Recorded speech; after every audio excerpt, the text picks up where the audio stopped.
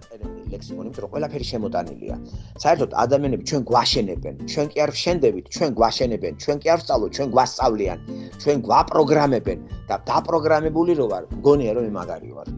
ამიტომ განთავისუფლდეთ და რაც ვიცით ჩვენეულია, ჩვენი ნაფიქრია, ჩვენი უნდა იყოს და არასოდეს კონფლიქტი არ გექნება საკუთარ თავთან და მით უმეტეს არასოდეს არ იქნები დამოკიდებული სხვაზე, გინდა თუ არა. ჩემი არის სწორი და ისე იტყვი გინდა მე მაინც ცხოვრობ ასე. მოკლედ კონფლიქტი არ შეხვალ არავისთან. რაც შენია, კონფლიქტი გამორიცხულია. კონფლიქტი არის, როცა შენი არ არის შემოიტანეს გამიგე და სხვისით ლაპარაკობ.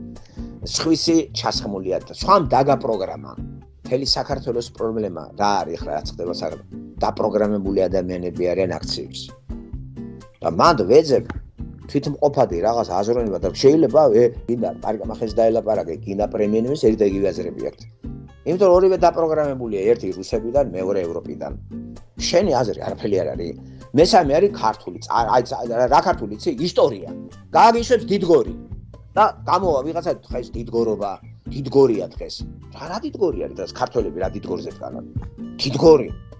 მოხდა ბრძოლა ჯერ როგორც წემენისეული ერთი ფსევდო ქრისტიანი იყო, მეორე ფსევდო მუსულმანი.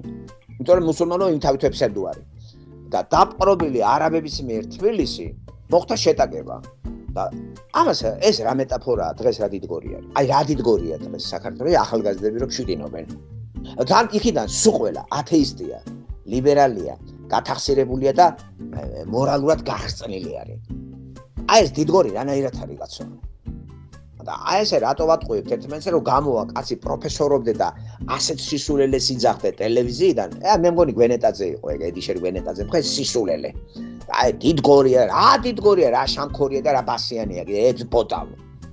არაფერი დიდგორი არ არის, არაფერი არ ხდება ეგ არ გინდათ რა ისტორიული რაღაცა წარსული, არარსებული, არავის იქ არ უცხოვრია.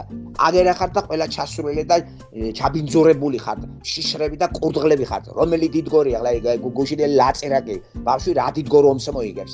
რო გამოჩნდეს, ან დღეს ხელჩართული ომები გამორიცხული არის. თუ ქვეყანას ომი მოუნდება მეორე ქვეყანასთან, რაკეტას გამოუშვებს 2000 კილომეტრი და თბილისი აღარ იქნება.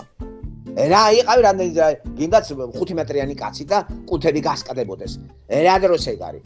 დღეს კუნთები და ჩხუბი თეატრალური სანახაობა არის ესეთი ბიზნესი.